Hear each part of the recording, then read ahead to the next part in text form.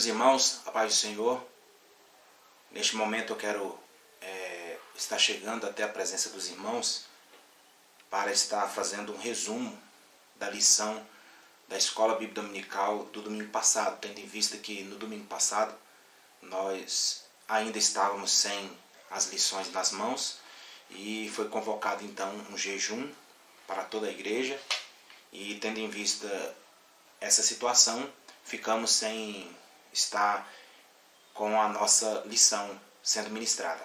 Eu vou fazer um resumo, tendo em vista que amanhã, já o segundo domingo, já vai ser a segunda lição. Então é necessário que essa lição a gente tenha uma visão do qual o propósito de ter sido escrita. Então nesse trimestre, irmãos, rapidamente, nós vamos estudar sobre a igreja eleita. A nossa lição vai tratar sobre isso. Aqui está escrito também, redimida pelo sangue de Cristo e selada com o Espírito Santo da promessa. Essa lição desse trimestre vai ser ministrada pelo pastor Douglas Batista. Ele é presidente da Assembleia de Deus Missão, ali do setor militar, e ele é doutor em teologia e licenciado em filosofia. Então vai ser esse trimestre essa lição. Espero que todos sejam agraciados e que Deus nos abençoe. Irmãos, eu vou fazer apenas um resumo, tá? Apenas um resumo para não ficar muito grande o vídeo e ao mesmo tempo também a gente poder estar tendo uma visão de todo o trimestre, tá? Bom, irmãos, a primeira lição, como sempre, ela vai dar apenas vai mostrar uma paisagem, né, do que vai ser tratado. Vai mostrar apenas um relance do que vai ser tratado e vai apresentar para nós da onde foi retirado o que o comentarista conseguiu retirar da Bíblia Sagrada. Então, nesse trimestre, nós estaremos falando sobre a carta aos Efésios. Então, nós vamos estar verificando aí as lições para as nossas vidas. E a primeira lição é a carta aos Efésios, saudação aos destinatários. O texto áureo: a vós, graça e paz da parte de Deus nosso Pai e da do Senhor Jesus Cristo. Efésios capítulo 1, versículo 2. A verdade prática diz assim: a epístola aos Efésios revela o propósito eterno de Deus para a igreja. A leitura bíblica em classe, eu não vou ler devido ao tempo, mas os irmãos, se quiserem ler, Efésios capítulo 1, versículo 1 e o 2, e Atos capítulo 19, versículo 1 até o versículo 7. Vai falar aí, vai pegar um pouco da carta e também vai pegar um pouco sobre quando Paulo ele chegou ali na cidade de Éfeso. Bom, irmãos, quando nós estudamos sobre a carta aos Efésios e sobre a história de Éfeso em si, nós estamos tratando de alguns assuntos da teologia. Nós estamos falando sobre a teologia do Novo Testamento, nós estamos falando sobre bibliologia, porque estamos conferindo as cartas, e ao mesmo tempo também estamos falando especificamente de uma das cartas, ou seja, nós estamos falando das epístolas paulinas, nesse caso, a carta aos Efésios. O nosso comentarista, ele introduz a lição dizendo que a epístola aos Efésios ela é denominada de coroa dos escritos de Paulo, e ainda a rainha das epístolas. Por quê, irmãos? Porque na carta aos Efésios nós vamos observar que a lição para a igreja, e ao mesmo tempo, como a carta de Tiago, a carta aos Efésios é uma das mais importantes das cartas que Paulo escreveu.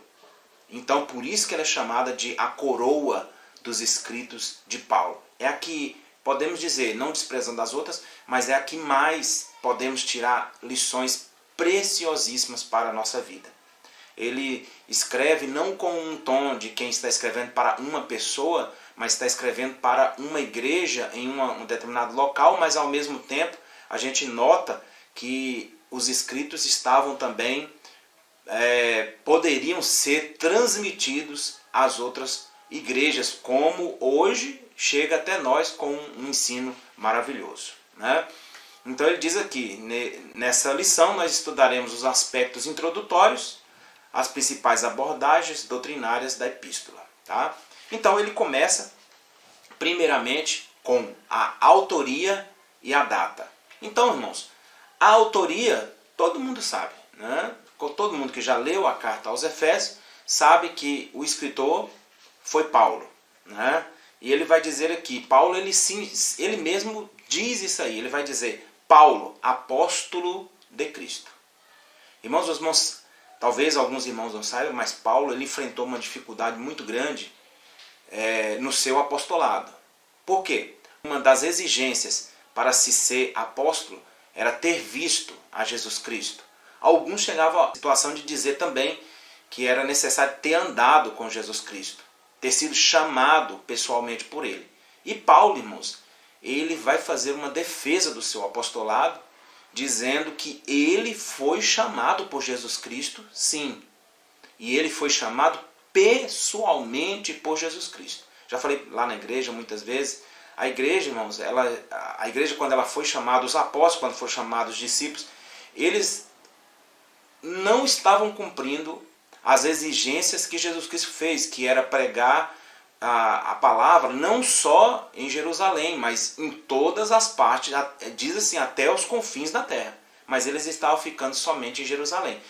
Daí a necessidade de Jesus Cristo ter chamado uma outra pessoa com um cargo de apóstolo, no caso o apóstolo Paulo, para pregar a palavra de Deus. Então, ele se intitula, ele diz apóstolo Paulo, apóstolo de Jesus Cristo. Note que ele não fala Saulo, mas ele fala Paulo, né? Então ele estava escrevendo para gentios e estava ao mesmo tempo também com isso alcançando os judeus com toda certeza.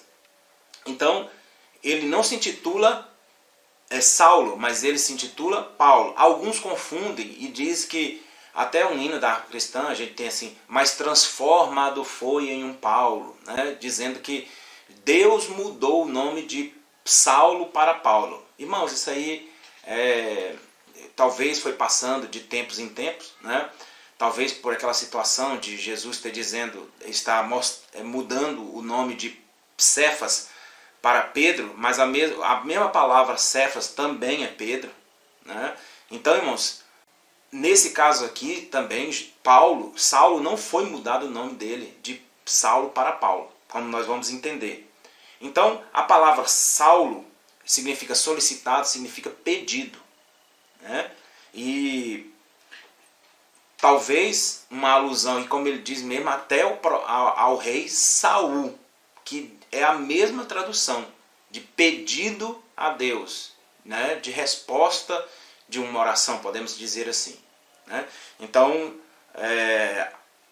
já a palavra Paulo, quando ela é traduzida para o romano, porque a palavra Saulo é hebraica, e a mesma palavra Saulo no latim significa Paulo. Essa é a razão de ter essa diferença de Saulo para Paulo. Mas uma coisa que a gente nota é que ele nunca se intitula, em nenhuma das suas cartas, ele coloca o nome de Saulo. Ele sempre põe como se fosse uma assinatura. Em todas as 13 cartas que ele escreveu, ele coloca o nome no início. Tá? Algumas não foi ele próprio que escreveu, mas ele estava ditando e algumas pessoas estavam escrevendo a carta. Essa carta mesmo aos Efésios, ela foi escrita, né, por uma pessoa e entregue e levada para as igrejas, né? Também ela é conhecida, irmãos, como a Epístola da Prisão. A Epístola da Prisão. Por quê? Porque essa carta aos Efésios, ela foi uma das cartas que foram escritas na prisão.